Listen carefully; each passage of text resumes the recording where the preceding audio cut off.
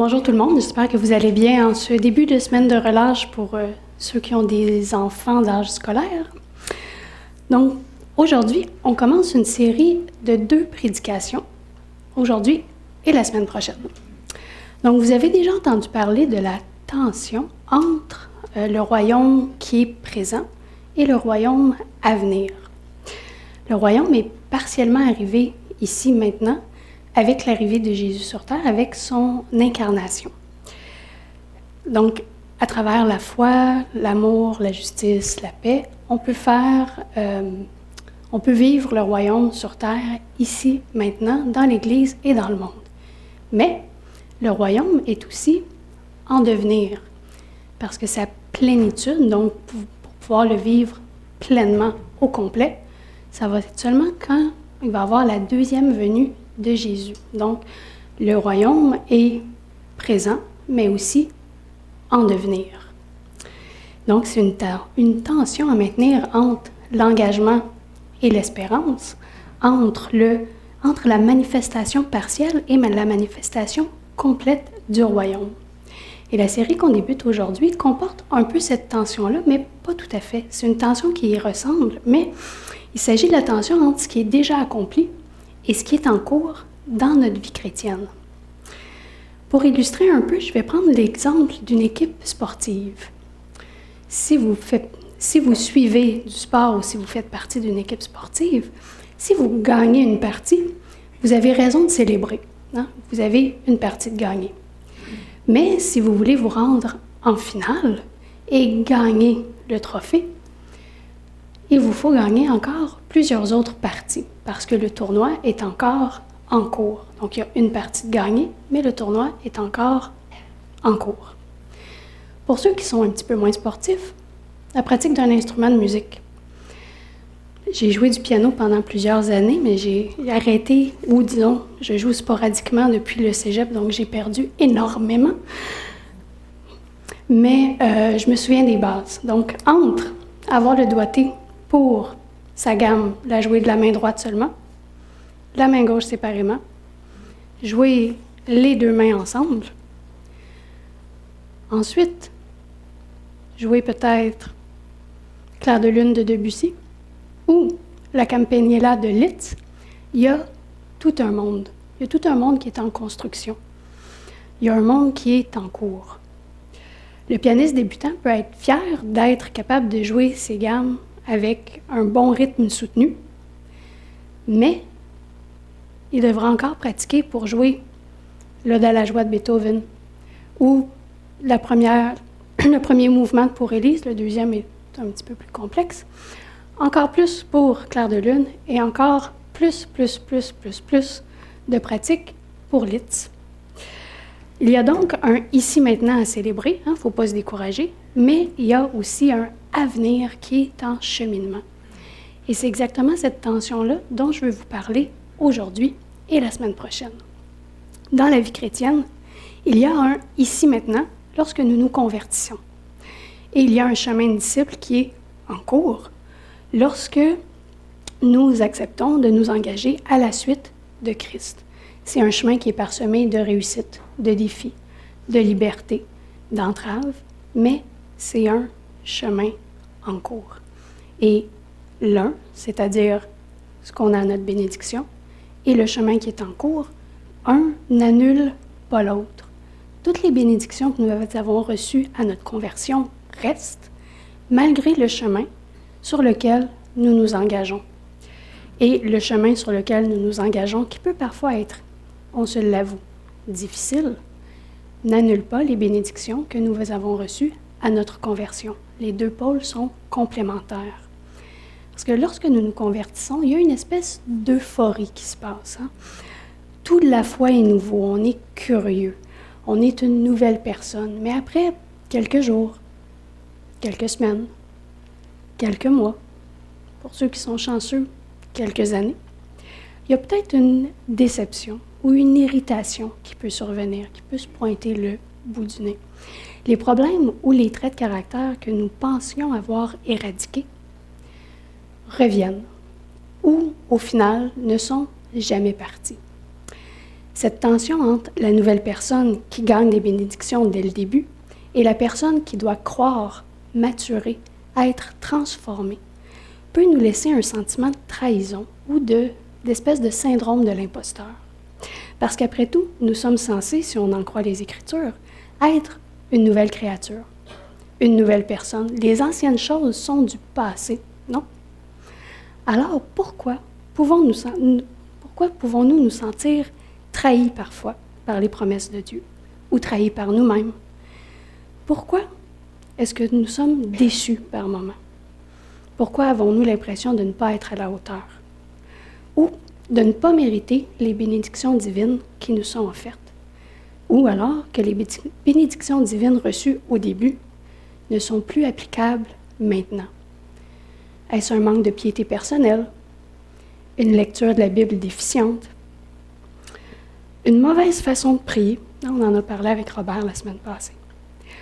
Ou un manquement personnel impardonnable? Les autres chrétiens méritent les bénédictions de Dieu, mais pas moi. La grâce et le pardon de Dieu, qui, dois-je le dire, sont gratuites de par leur définition, ne s'appliquent pas à moi. Pourquoi est-ce qu'on peut se sentir comme ça? Parce que ce discours interne-là est bien sûr faux. Mais, je le répète, dans la vie chrétienne, à notre conversion, on a des bénédictions et elles restent vraies tout au long de notre vie chrétienne, même si le chemin sur lequel nous nous engageons peut être difficile par moments. Donc, même si nous nous enfargeons, même si nous tombons, même si nous devons nous relever, même si nous nous trompons de chemin et devons revenir sur le bon chemin, les bénédictions de la conversion restent et la marche chrétienne, c'est l'histoire de toute une vie.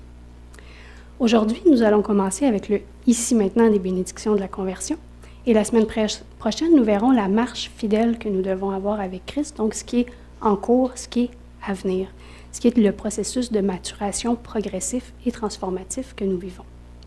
Donc, pour commencer aujourd'hui, lisons les passages de 2 Corinthiens 3, chapitre 3, verset 3, et ensuite 2 Corinthiens 5, verset 17. Donc, pour le premier passage, il est évident que vous êtes une lettre que Christ a confiée à notre ministère et qu'il nous a fait écrire non avec de l'encre, mais par l'Esprit de Dieu vivant, non sur des tablettes de pierre, mais sur des tablettes de chair, sur votre cœur. Et ensuite, pour le chapitre 5, verset 17, « Ainsi, si quelqu'un est uni à Christ, il appartient à une nouvelle création. Les choses anciennes sont passées. Voici, les nouvelles choses sont venues. » Prions. Seigneur, nous reconnaissons que notre marche avec toi est un voyage de croissance et de transformation continue. Merci de nous rappeler que les bénédictions que nous recevons à notre conversion ne s'opposent pas, mais complètent le chemin de foi que nous parcourons chaque jour. Aide-nous à voir que même au milieu des défis et des obstacles, tes promesses restent vraies et ta grâce continue de nous soutenir. Donne-nous la force et la persévérance pour marcher fidèlement avec Jésus, en nous rappelant que chaque pas sur ce chemin est l'occasion de te connaître davantage et de grandir en sagesse et en amour. Que notre vie soit un témoignage vivant de ta grâce et de ta fidélité. Amen. Donc, le cœur de chair dont il est question dans le premier passage, il nous est donné à notre conversion. C'est le temps de la nouvelle alliance qui est annoncée dans l'Ancien Testament. Ce temps-là est arrivé maintenant. La lettre de l'Esprit est écrite en nous plutôt que sur des tablettes de pierre, comme c'était le cas dans l'Ancien Testament. Et ce cœur de chair, c'est la manifestation de l'Esprit de Dieu en nous. Manifestation qui peut être extérieure parce que lorsque nous recevons le cœur de chair, nous allons œuvrer pour Christ. Notre vie va changer.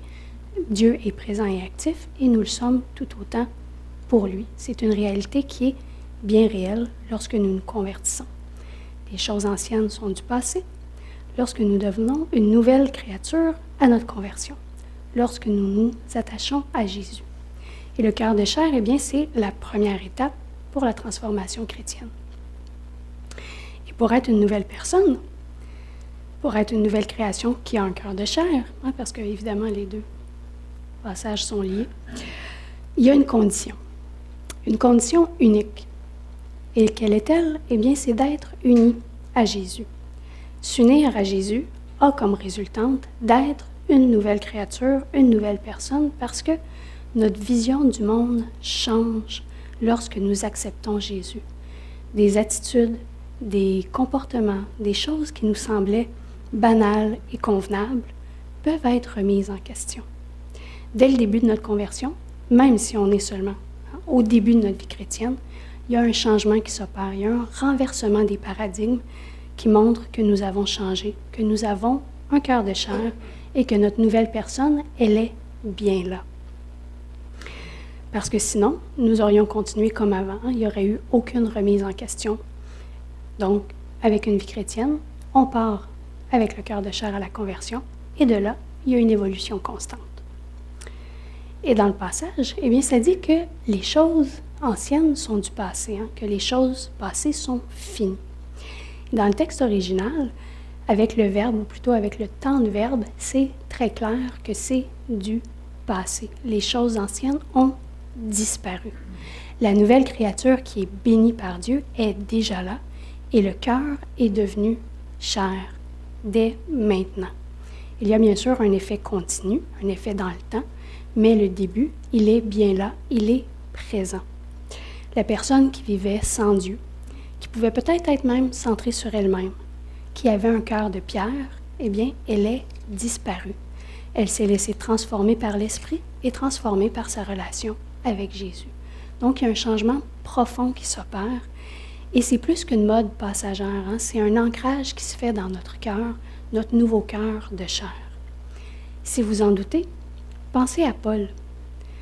Paul illustre parfaitement ce changement, parce qu'à sa conversion sur le chemin de Damas, il devient une nouvelle personne en Christ.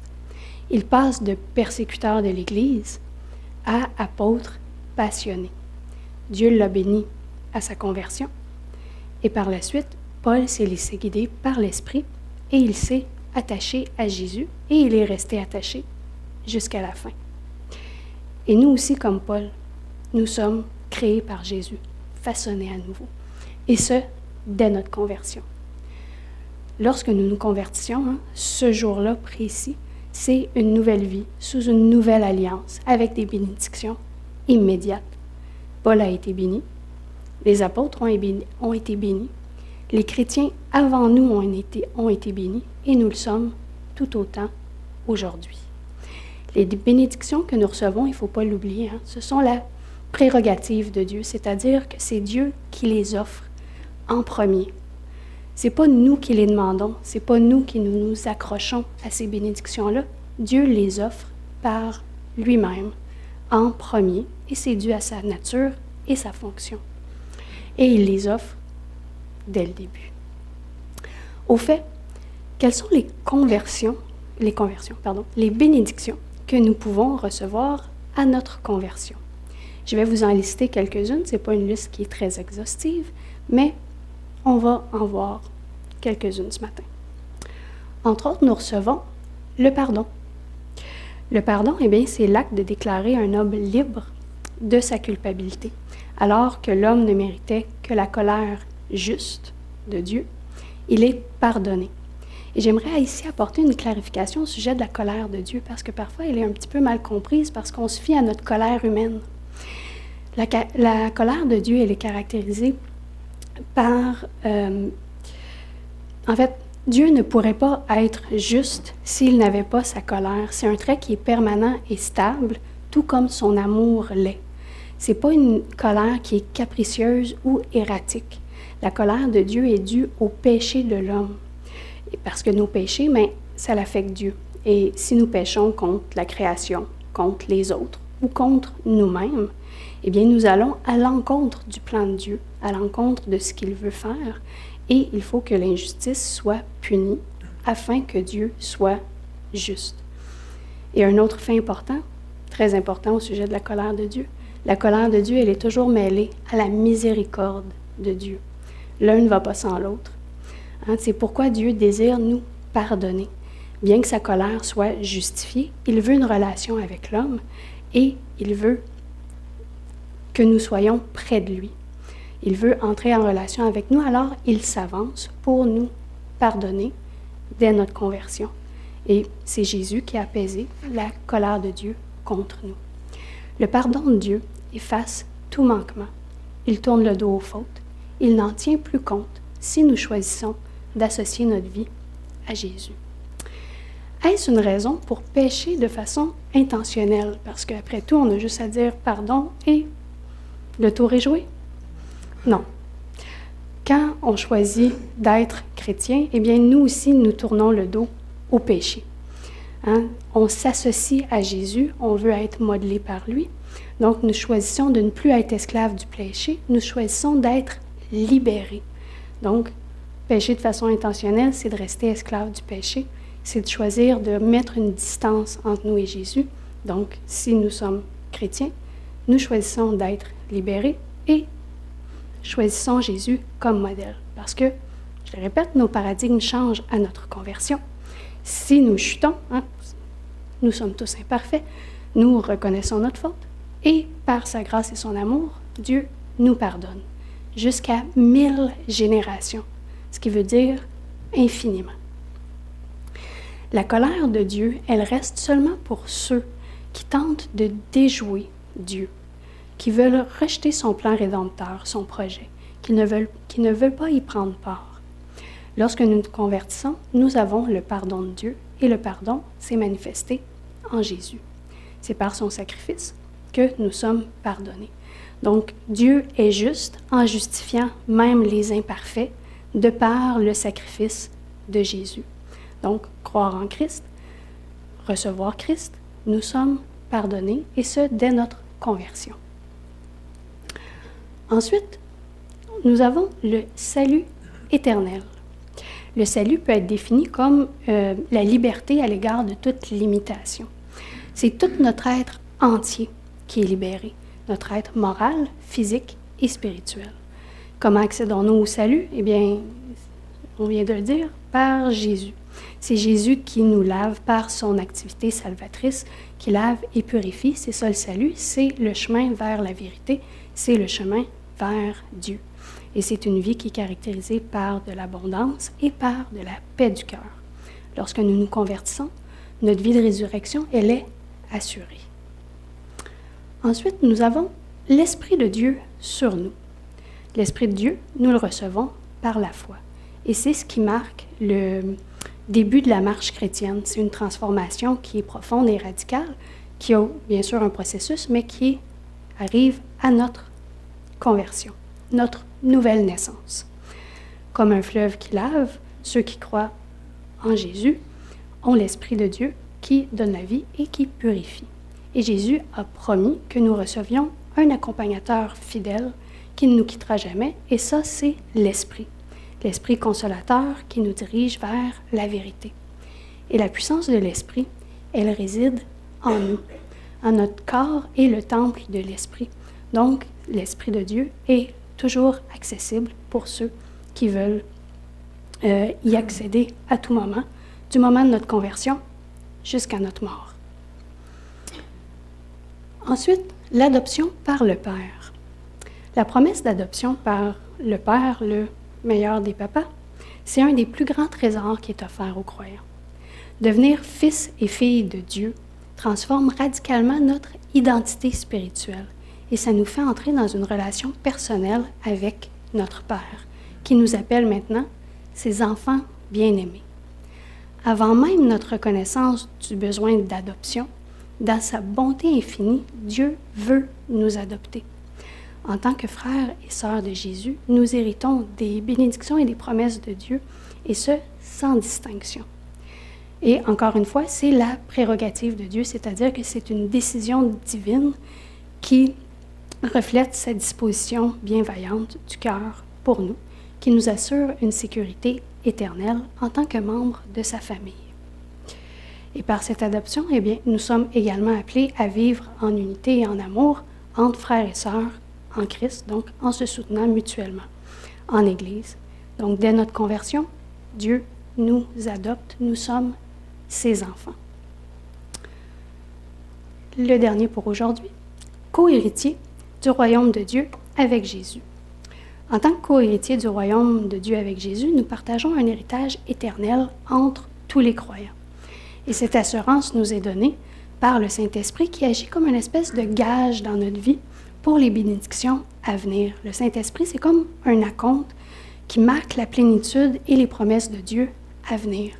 Par notre relation avec le Saint-Esprit, Dieu et Jésus, nous possédons déjà une partie de cet héritage et nous pouvons avoir certaines bénédictions à l'avance et nous pouvons voir ce qui s'en vient un peu un reflet dans le miroir du royaume à venir. Et être co-héritier, eh bien, ça veut dire beaucoup. Parce que être co-héritier du royaume de Dieu, ça signifie que nous sommes en union avec Christ.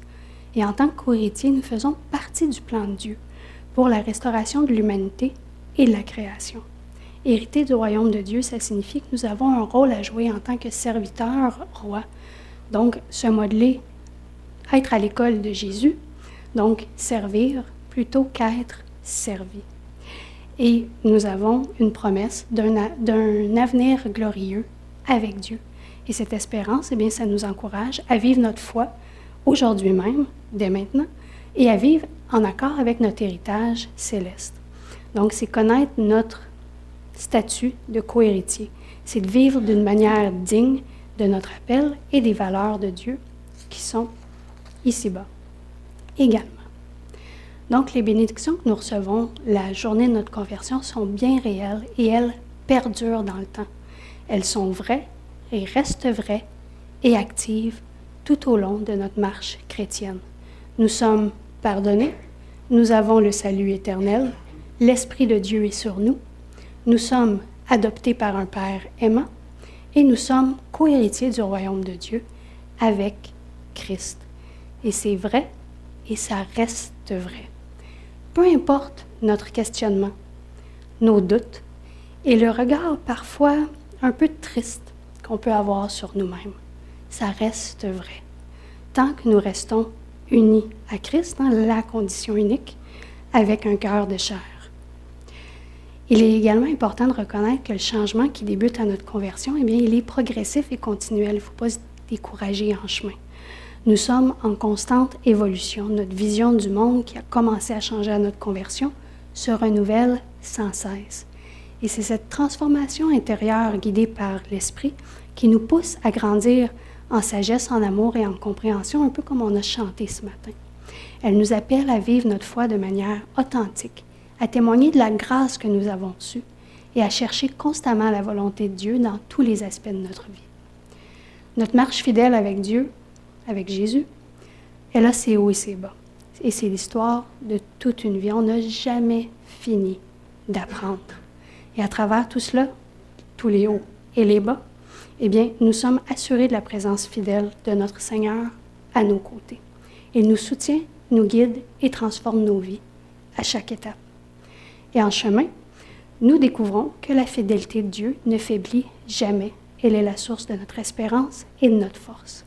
Chaque jour est une occasion de connaître Dieu davantage, de grandir en relation avec lui et de voir sa main à l'œuvre dans nos vies et dans celles de ceux qui nous entourent.